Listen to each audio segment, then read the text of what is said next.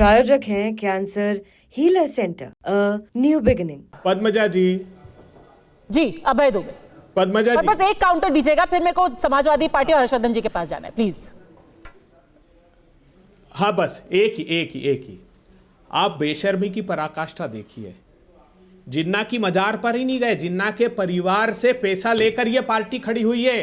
जिन्ना का नाती ही फंडिंग करता था मूल रूप से इनकी। मीनारे पाकिस्तान पर गए अडवाणी जी और ये कहा लोगों ने, अटल बिहारी जी, और ये कहा कि लोग बुरा मानेंगे हिंदुस्तान में, बोले लेकिन जिन्ना की मजार पर जाने के बाद देश पार्टी संगठन में ऐसा माहौल बना कि जाने वाले को इस्तीफा देना पड़ा। इंदिरा जी ने इस्तीफा दिया बाबर की मजार पर जाने के बाद। वहां पर गए ये राहुल जी ने इस्तीफा दिया, नेहरू जी ने इस्तीफा दिया, किसी ने दिया क्या? श्यामा प्रसाद मुखर्जी रहने दीजिए। और कमाल की बात है, आज अगर बाबर और औरंगजेब पे बहस हो रही है तो कांग्रेस प्रवक्ता कह रहा है नहीं हमारे पूर्वजों के बारे में बात मत कीजिए।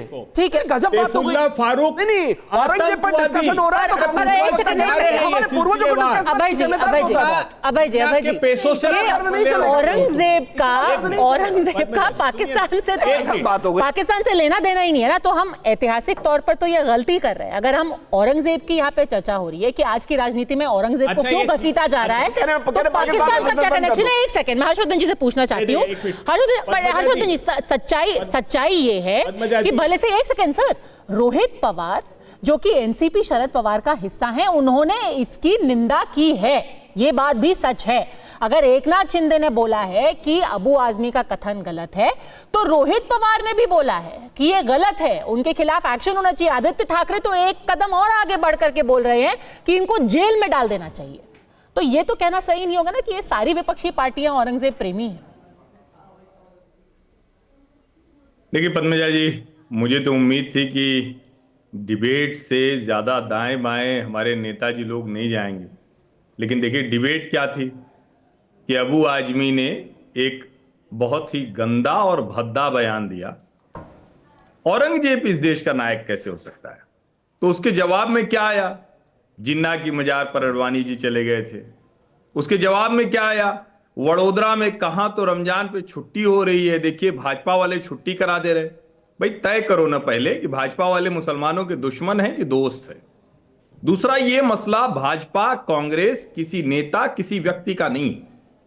औरंगजेब और बाबर या कोई भी ऐसा मुगल आक्रांता, वो इस देश की विरासत को, इस देश की संस्कृति को, इस देश की किसी भी तरह के जुड़ाव को परिभाषित नहीं करता है। उसे खारिज करना ही होगा। उसमें जब नेता की जुबान लड़खड़ाने लगे तब समझिए कि कुछ गड़बड़ है। क्या जरूरत आन पड़ती है? भारतीय जनता पार्टी की सरकार है।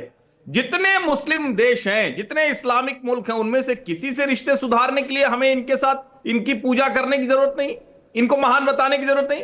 लेकिन हमारे देश की कुछ पार्टियों के नेता हैं जो इनका महिमा मंडन करने लगते हैं। ये मुसलमानों को भी बैड लाइट में प्रेजेंट करते हैं। असली खतरा यहां है। और जब आप ये करते हैं तो आप क्या चाह रहे हैं? दरअसल आप मुद्दों पर बात नहीं होने देना चाह रहे हैं। आप कहेंगे जरूर कि हम इस समय का इस्तेमाल किसके लिए करेंगे, तो इसके लिए करेंगे। पद्मजा, आप नेशनल टीवी के एंकर होकर ये कह रही हैं, लेकिन पद्मजा जो कह रही है उसका जवाब नहीं देंगे।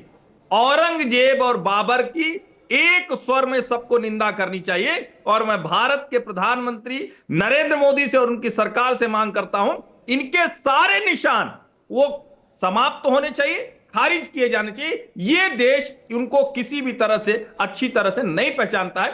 गलत तरीके के निशान है, बहुत कलेजा चीरने वाले निशान है। उन निशानों की हमें जरूरत नहीं। बताइए भुवन भास्कर जोशी, एक रोहित पवार ने क्या आज वक्तव्य दिया है, वो मैं पहले आपको सुनाना चाहती हूँ, फिर आपका रिएक्शन लूंगी। गलत चीज़ बोल रहे हैं वो, उनको शायद इतिहास मालूम नहीं होगा, इसलिए मुझे लगता है कि इस तरीके का बयान देना ये योग्य नहीं है। और दूसरी वृत्ति प्रवृत्ति जो भी है वो भी देखना पड़ता है, विचार क्या होते हैं।